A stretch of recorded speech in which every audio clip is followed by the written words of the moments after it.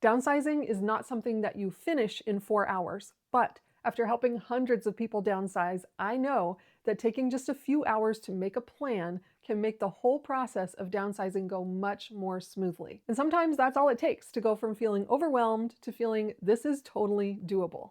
There are lots of reasons why people feel overwhelmed about downsizing, including guilt about letting things go, fear of regret, like what if I get rid of something and then I need it later, decision fatigue from having to make so many decisions all at the same time, fear of not being able to do everything perfectly. But a lot of times the problem is just that they don't know where to start because downsizing feels like this huge mountain in front of you and it's hard to know how to take that next step. So in this video, we are going to work together to make a plan. Grab a notebook and a pen or just open the Notes app on your phone and we will get started brainstorming. There are 3 questions to ask yourself before you start downsizing. And the questions are why, when, and how. Let's break that down. The first question is, why are you downsizing? Now, for some people, it's going to be really obvious. Maybe you are downsizing because of a loss, like a divorce, a death in the family, a diagnosis, or a job loss. Maybe you're downsizing because you've retired. Maybe you have an empty nest and you're wanting a smaller space. Maybe you're trying to move closer to family. Maybe you're downsizing for financial reasons or for health and mobility reasons. There are so many reasons why people might want a smaller space. But getting really clear on your reason will help the rest of the process go more smoothly. The second question to ask yourself is when? When are you planning to downsize?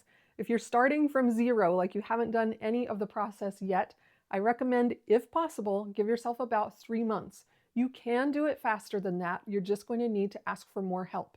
But we're going to break down a basic 3-month downsizing plan in this video, and you can speed it up or slow it down according to your needs. So even if you don't know when you're downsizing, you can just pretend here, just pick a date in the future, 3 months or more from now, circle that date on your calendar, and we'll start working backwards from there. The third question to ask yourself is how? And really this question is who? Who is going to help you with your downsizing? So we're just going to make a quick list here of the people that you might need to ask for help. This includes both professionals and volunteers. So your list might include something like a realtor, a handyman, professional cleaning service, professional movers, friends, family, volunteers, anyone who's going to help you with this process. We're just going to jot it all down. We're just making notes. We're not making phone calls yet. We're not doing anything with this list yet. Now, as you make this list, don't worry about doing anything perfectly. We're just getting ideas out of your head and onto the paper. That alone can really reduce your stress. After helping hundreds of people downsize, here is a realistic timeline. Spend 1 month decluttering, 1 month packing, and then 1 month moving. Again, your situation might dictate that you have to move a little bit faster than that. If so, you can compress the timeline, but you will need to ask for more help. But if possible, give yourself about 3 months, and that will make this whole process feel a lot more manageable. We're about to get into your downsizing roadmap, and most people feel a lot of relief just having this roadmap in place. It takes downsizing from one huge task or event, breaks it down into smaller steps, and makes the whole thing feel more doable. So for month 1, we focus only on decluttering. We are not packing yet, and we are not moving. We are just decluttering. In the first week of month 1, you're focusing only on the things that you want to keep and the things that you need to return. So here's what that would look like. We start with what I call the keep first rule. The keep first rule just means that you focus first on what you want to keep and then on what you're going to get rid of. So you would go through your house and make a pass through every room. You're not moving things yet. You're not lifting anything. You're just looking at the rooms and asking yourself, in this space, in this one room, if I could choose some things to keep, what would they be? Pick the things that are the most precious to you, the things that you just can't imagine having your new home without. Those are the things that you focus on first. Because if you do it the other way around and you go around your house and try to focus on the things to get rid of, it gets overwhelming really quickly. Your brain has a harder time discerning what to let go of than it does what to keep. So we're going to work with our brain instead of against it by focusing first on what you want to keep. It puts you in a more positive mindset and it helps you to feel like, oh, I get to keep this stuff instead of, oh, I have to get rid of this stuff. It feels emotionally safer, and it also helps you to focus on positivity and thinking about the future rather than thinking about the things that you have to get rid of and focusing on the past. So I recommend going room by room and just taking some notes. 1 room at a time, looking at especially the larger pieces. Focusing on the larger pieces as we do each step of this process will give you the most momentum. So you go room by room and ask yourself, what in this room do I absolutely want to keep, especially the big things? And as you're focusing on the things that you want to keep during this week, you're also looking at things that need to be returned, things that belong to other people. So do you have friends and family that have been storing things in your attic or your basement or your garage? This is the week where you call or text them and you let them know, I'm downsizing. I won't be taking these things with me to the next place. I need you to come get your things by this date, and if you don't, I will need to donate them. Now, sometimes when I say that, people think, oh, that's really harsh or that's tough love. But here's what usually happens when you call people to come get their stuff. One of two things typically happens. Either they tell you, oh, I forgot I even had that. Or they tell you, I don't need that anymore. You can just donate it or throw it away. So it's taking up space in your house. They don't need it. You don't need it. Now is the time. This is the week to let that stuff go. So now that we've focused on the things that we know we want to keep and the things that we need to return to other people, we get into week 2. And week 2 is where we focus only on the things that you want to sell. Now you have to be really careful here because sometimes people have a lifetime full of stuff in a house and they think it's all so precious and so valuable and they're going to get a ton of money for it. And you might be shocked to find out that no one really wants your stuff. So here's what I recommend for selling things. Set a threshold and give yourself that guideline that maybe it's $50. If something is worth $50 or more, I'm going to try to sell it. If I think it's worth less than $50, I'm just going to throw it away, give it away, donate it, whatever. Just get it out other than trying to sell it. So during this week, we're focusing only on the things that you want to sell. Now, it is a lot of work to list things online to sell. So if you have anyone who can help you with that, help you with taking the pictures, making the listings, dealing with the public as they flake out and don't show up and show up late and try to haggle with you, all those things. If you can have someone help you with that, it is really, really important, especially if you have a lot of stuff that you're trying to sell. Maybe have a friend or a neighbor or a family member who's willing to help you with that piece. Maybe even split the money with them, whatever you have to do. But enlisting help with selling stuff is going to be super important. If you have a lot of things or some really expensive antiques or anything like that, you might want to contact an auction house or an estate company that can come and help you with these things. Or if you're just dealing with stuff, just random miscellaneous household goods, sell what you can for whatever that threshold is that you've set for yourself and then let the rest go. A lot of times people will say, well, what about a garage sale? It's fine if you want to have a garage sale, but just know that it is probably way more effort than you think it's going to be. So many people are surprised by how much work a garage sale is and by how little money you make because you have the setup, you have the pricing, you have to pull everything out and wipe it off and put the prices on it, and you have to advertise your sale, then you have to deal with the public and people will haggle with you and you'll have people sifting through all of your things and offering you just a few cents for them.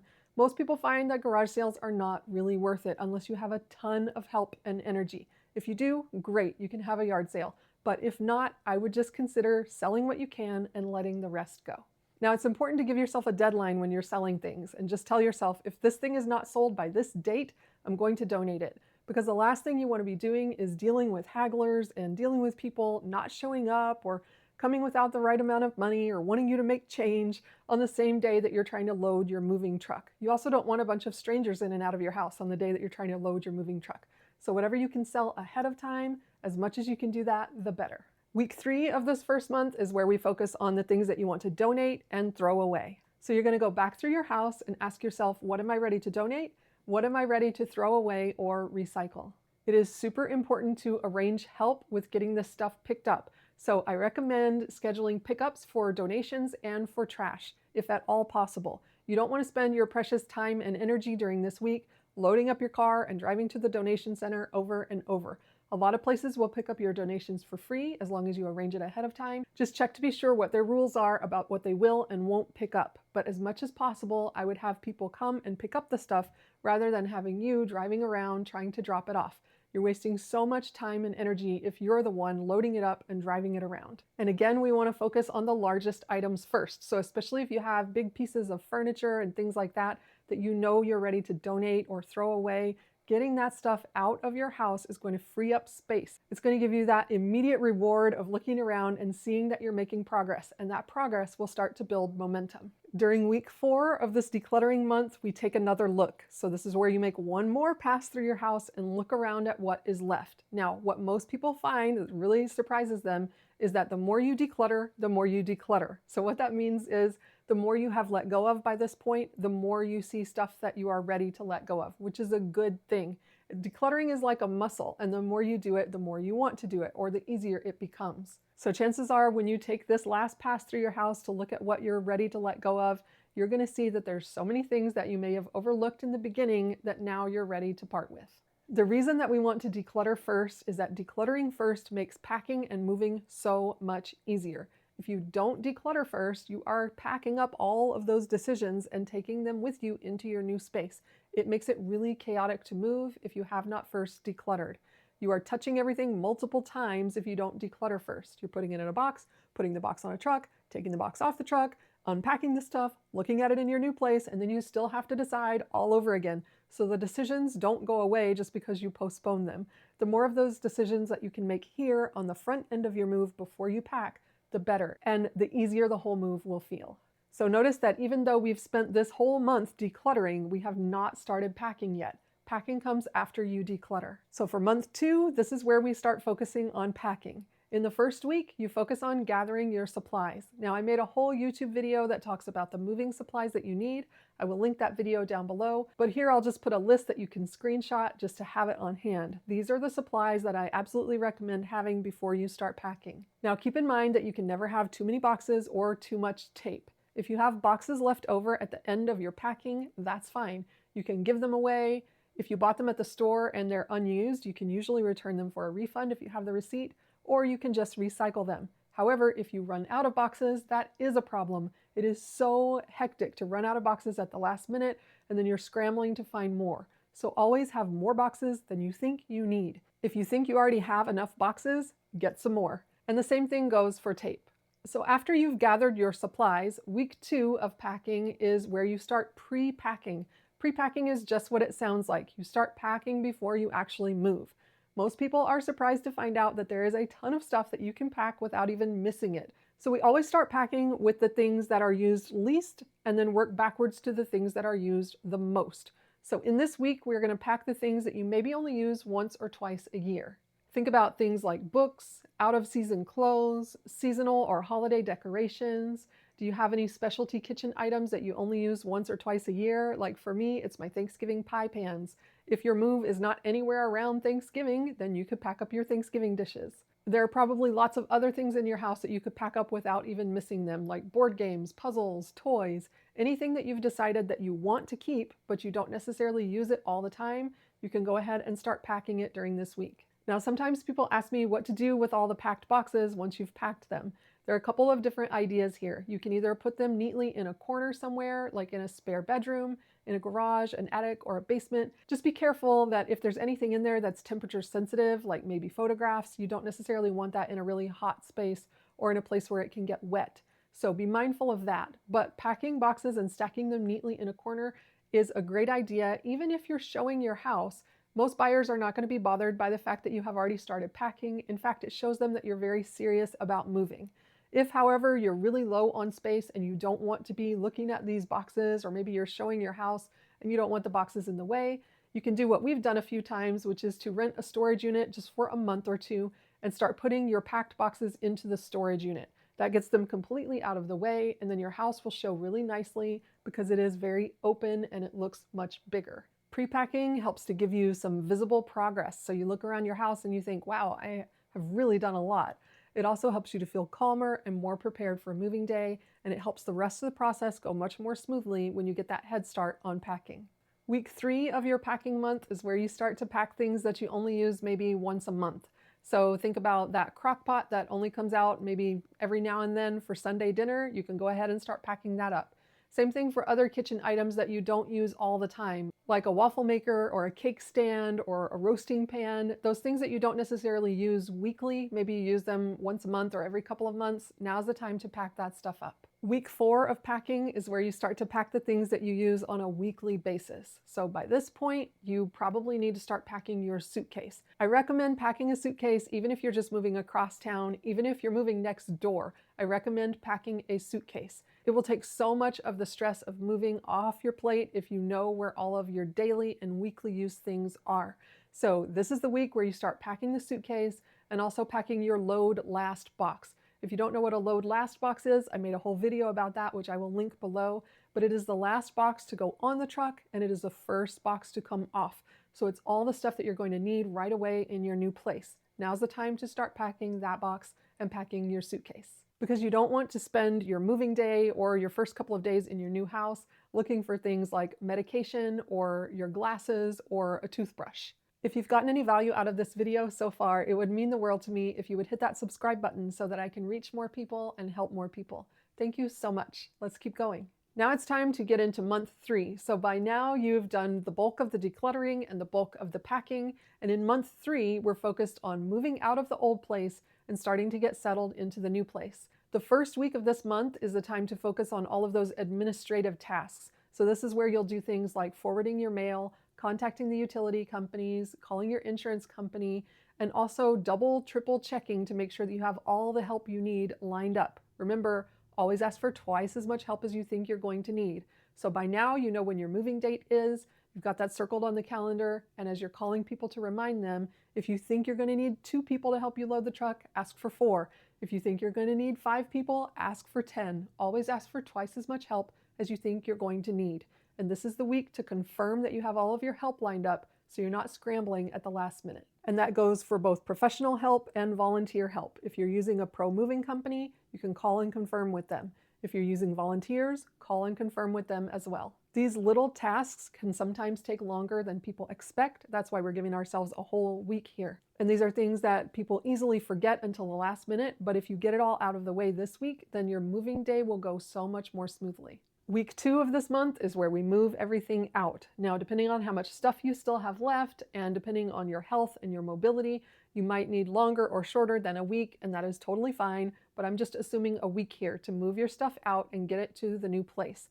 Again, you want to make sure that you have twice as much help as you think you're going to need. That will help you to overcome things like physical exhaustion, emotional exhaustion, delays, unexpected road bumps. This stuff happens with a move, and the more help you have, the less that's going to throw you off schedule. Week 3 is where we focus on cleaning out the old house. Now, with moves, I like to separate moving out from cleaning out. I don't like to do those at the same time because it doesn't really work very well if you're trying to clean out the place while people are still coming in and out to move boxes. So once the house is empty, that's when you focus on cleaning it out. If you have the option to hire a cleaning company with this, great, your job here is done. If you need to do it yourself, then be sure to ask for tons of help. Friends, family, anyone that you can ask to help you, and always ask for twice as much help as you think you're going to need. Sometimes people think, well, how long could it possibly take to clean an empty house? It takes a long time. In fact, I think it's actually harder to clean an empty house than a house full of furniture because you're having to do the whole floor and all the corners. You're cleaning out the refrigerator, the oven, things that you might not normally clean on a weekly or monthly basis. You're doing it all, and it can get really tiring. So this is the week where we clean everything out and leave it nice and fresh for the people who are moving in. And again, it takes a lot more energy than you might think, so ask for plenty of help. During this last week, we focus on moving in and starting to get settled in the new place. So I have a whole video about unpacking after a move, and I will link that down below. But you really need to give yourself lots of grace here. You have just been through a major life transition, and you might be surprised at how long it takes you to start to feel settled in the new place. If that's what happens, that is totally normal. It does take some time to start to feel like the new place is home, especially if you're moving to a new area. So give yourself some time to find your way around, to meet new people, and to get settled. This is probably not something that you're going to feel done with in a week, but you can make some progress in this first week of starting to set things up and unpack some of the more familiar items that really make it feel like home. And again, I talk about that in my unpacking video. But regardless of how long it takes you to unpack and to settle in your new place, be sure to celebrate your accomplishment because you did it. This was a huge life event and you got through it. I am so proud of you. If you need more help, I have a couple of ways that I can help you. I have a course where I walk you through everything you need to know from start to finish with packing, decluttering, downsizing, and preparing for a move, and I will link that down below. I also offer one-on-one sessions where I can work with you on Zoom to help you get unstuck in your decluttering and downsizing process, whether that's helping you to declutter or to stage your house or just helping you to get started with the whole process. I would love to walk alongside you on your journey. If you want to keep watching more YouTube videos, you can check out this one right here. I'll meet you there.